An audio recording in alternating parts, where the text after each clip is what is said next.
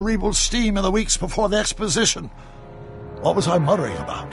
I don't know. H to the something when the inverse is something else. I'm not so good at equations.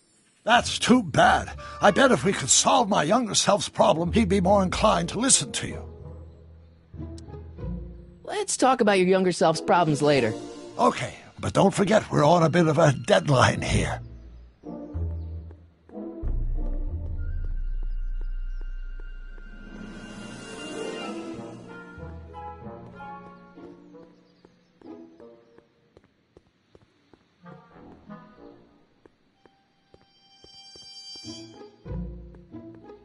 Will you just give me a chance?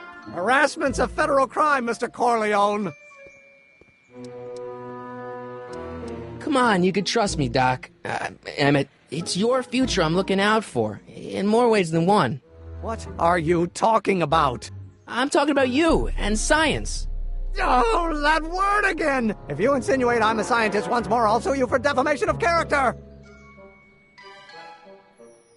Oh, that's... Will you just give me a chance? Harassment's a federal crime, Mr. Corleone. What's this important business you're up to? It's a legal matter, very complicated, very abstruse. I need to obtain 5 sets of initials on every copy of this writ of indemnification before before Judge Brown can even think of granting a waiver to the party of the first part. You have no idea what it's about, do you? That's how important it is. So, Emmett, what time are you through with work? Depends. On weeknights, Pop sometimes keeps me in the office till 9. 9 at night? But today's Saturday. Right. So I probably won't get off before 10. How about you knock off work early and I'll buy you a beer, or soda. What do you say? Don't try to tempt me from my duty with sugary beverages. Keeping the wheels of justice turning, that's my one passion in life. Besides, if I left before 8, my pop would kill me. Sounds like you're a little scared of your father. Scared of my father? Pop is the most learned, just, incorruptible judge that Hill Valley has ever seen. The only people scared of Judge Brown are people with a dark secret to hide. And I don't have a dark secret to hide.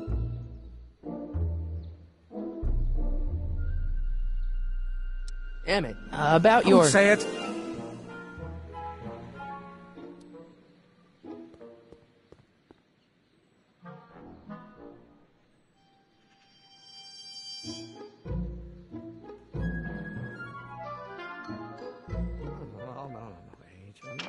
Hello? No solicitors!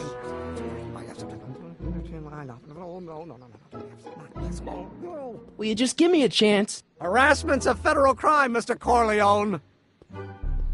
Emmett, about your... Don't say it. Or do we take H to stand for the Hermitian line operator? But in that case, H to the A multiplied by the inverse of A might well be equal to A's exponent. Now if H stands for... Oh, think, Emmett, think. H to the A multiplied by the inverse of A. H to the A multiplied by the inverse of A.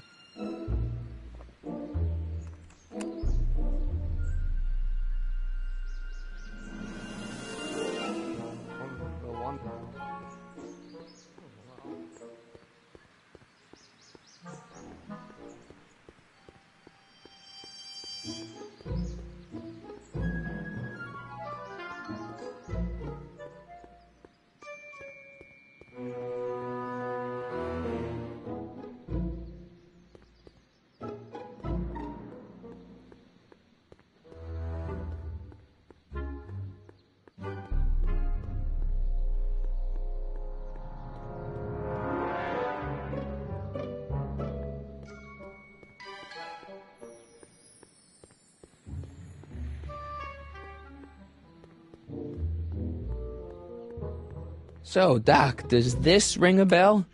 Oh, think, Emmett, think. H to the A multiplied by the inverse of A. H to the A multiplied by the inverse of A. Good grief! Is that me? I sound so... Young? I was going to say intense. I forgot how wound up I used to get. Yeah, but what are you muttering about? Oh, that's easy. It's Ivanov's conundrum. Just tell my younger self that H equals the Hamiltonian operator. Won't giving him the answer mess up the time stream? Only if it turns out that reality is actually nothing more than a holographic illusion created by the interplay of subatomic particles on a vast two-dimensional membrane. So... It'll be fine.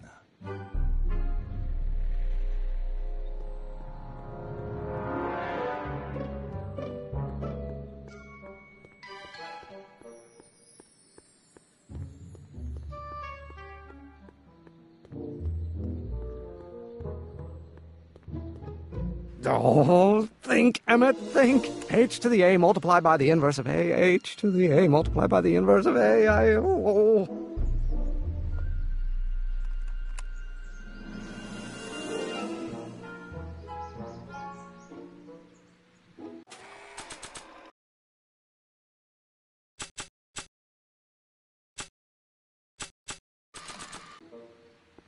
Will you just give me a chance? Harassment's a federal crime, Mr. Corleone. Maybe H equals the Hamiltonian operator. What did you just say? I said maybe H equals the... Hamiltonian operator. Yeah. Great Scott! If H is the Hamiltonian, then H to the A multiplied by the inverse of H can only be the same as the expectation value for A. That's it! That's the solution to Ivanov's conundrum, the problem I've been wrestling with in my head all week! I'm sure you would have figured it out by yourself in a day or two. The way you figured out how to build that rocket-powered drill. Where did you learn so much about science?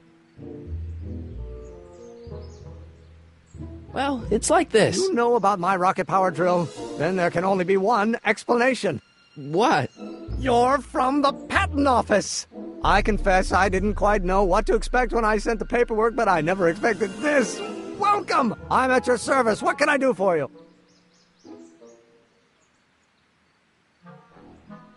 Can I see your rocket-powered drill? Of course, of course. Naturally, it's just a scale model, but it's nearly operational. I can show it to you, say, first thing in the morning?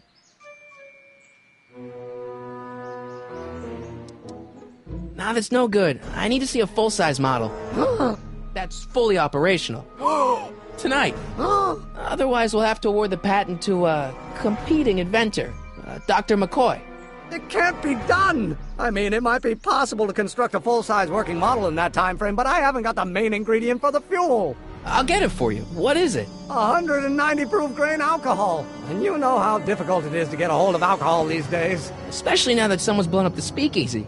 And besides, there's no way I can get off work until I've delivered the subpoena. It's part of the investigation into the business affairs of Kid Tannen. Is it vitally important you see that rocket-powered drill today? Yes. Is it vitally important you deliver that subpoena today? Yes! Listen, I'll help you deliver it, and I'll see to it you get the alcohol you need. If it'll help you get that drill finished by tonight. Deal? Deal. Here's the subpoena. Arthur McFly? I've got to subpoena my grandpa? Shh! It's Kid Tannen.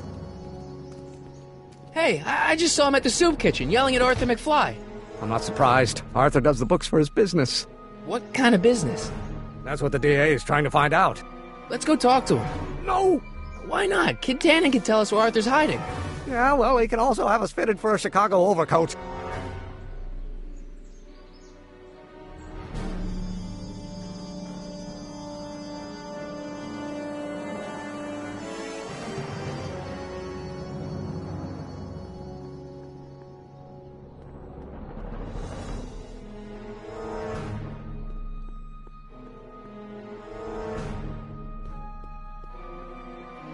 What the hell, Matches? You got kiwi all over my socks! Sorry, boss. Get out of here! How about you? Huh? I'm sitting at a shoe shine booth. You walk up. Either you're here to shine my shoes, or you got a death wish. Which is it?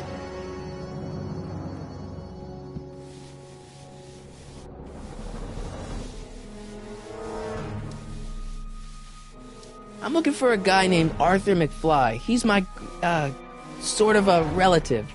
Well, he's my employee. He's very busy today. Isn't that Arthur McFly's hat you're holding? It was McFly's hat. Now, it's my peanut ball.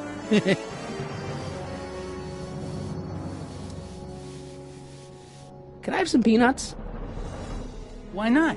I'm a magnanimous kind of guy. Go ahead, knock yourself out. Don't mind if I do. All right, break time's over. Back to work.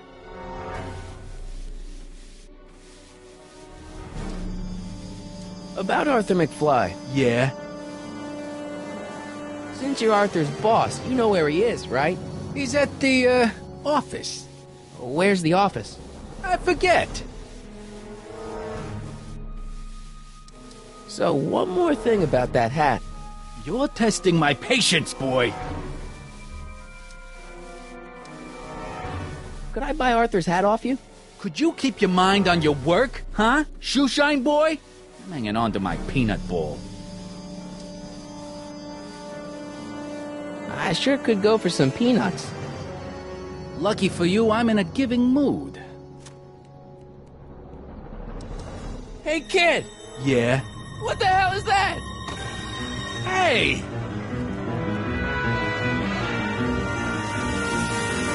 What'd you do?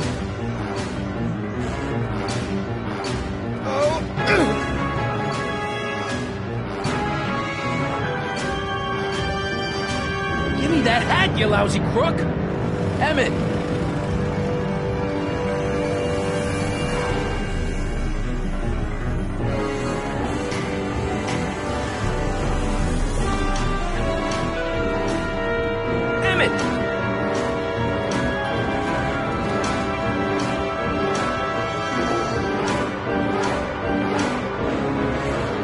Nobody makes a monkey out of Kid Tannen!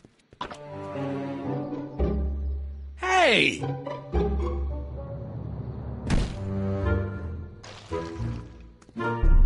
Al! Fix me up!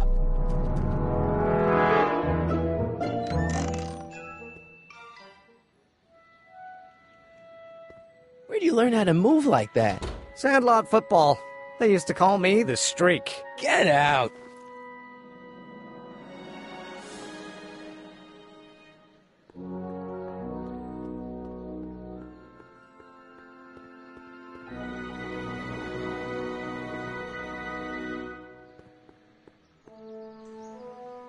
We'll get that subpoena delivered, or my name isn't... Michael Corleone! Yeah. Hey, how you doing, Einie? Einie? It's short for Einstein. Einstein, of course! Because he was a patent officer just like you.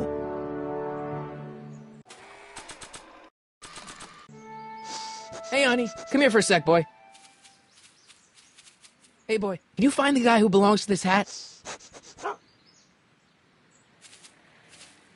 Where's he going? Only one way to find out.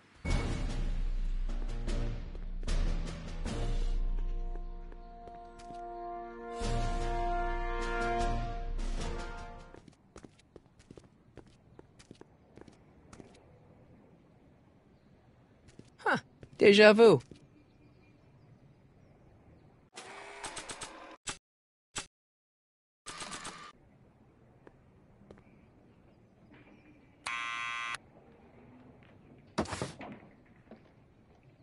Yeah? Who is it? It's McFly! Shh, I know!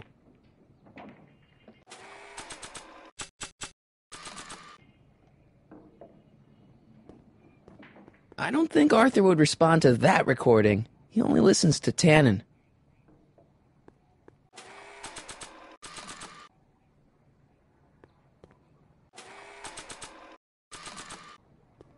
I don't think that would be interested in Arthur's hat. I don't think that would be interested in Arthur's hat.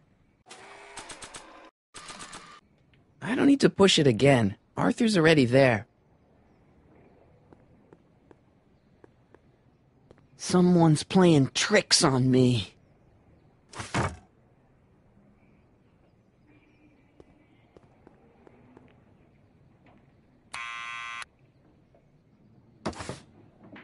What now?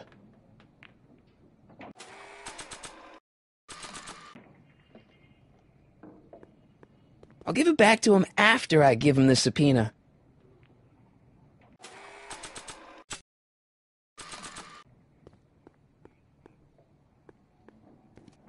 What do you think you're doing? I'm throwing the subpoena. You You can't do that. You have to hand it to him.